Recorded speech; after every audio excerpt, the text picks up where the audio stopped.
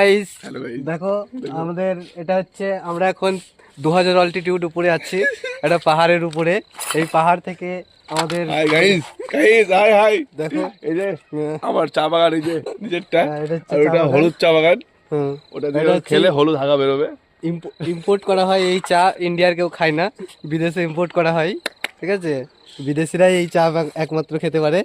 Guys তা এই সমস্ত জমি হচ্ছে আমার এবং আমার বন্ধুর। এই বন্ধু বন্ধু একবার ক্যামেরার সামনে এসে প্লিজ।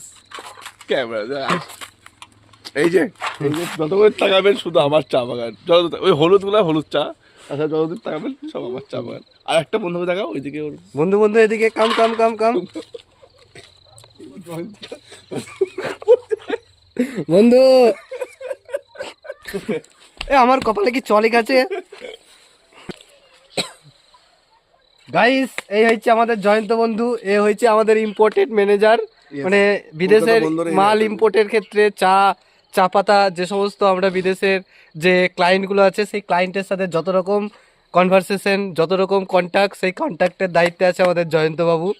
তা জয়ন্ত বাবু আমাদের খুবই একজন গুরুত্বপূর্ণ সদস্য আমাদের কোম্পানির। ঠিক আছে, আর অন্তিম অন্তিম কেমন দ্য স্টেজ। এই Yes, yes. অন্তিম হচ্ছে আমাদের এই চা বাগানের মালিক, ওনার হিসেবে যদি বলা যায় সেই ওনার। আপনি একটু শর্টেড বক্তব্য।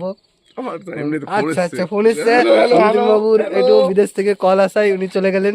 ঠিক আছে, তা এই চা বাগান দেখতে পাচ্ছেন যে আমরা বিশেষ করে ইম্পোর্টেড কালেকশনই আমাদের বেশি থাকে। হ্যাঁ, মালয়েশিয়ার ওই অর্ডারটা কবে কবে আসবি? ঢুকবো আচ্ছা, কবে? ঠিক আছে। মালয়েশিয়ার যে অর্ডারটা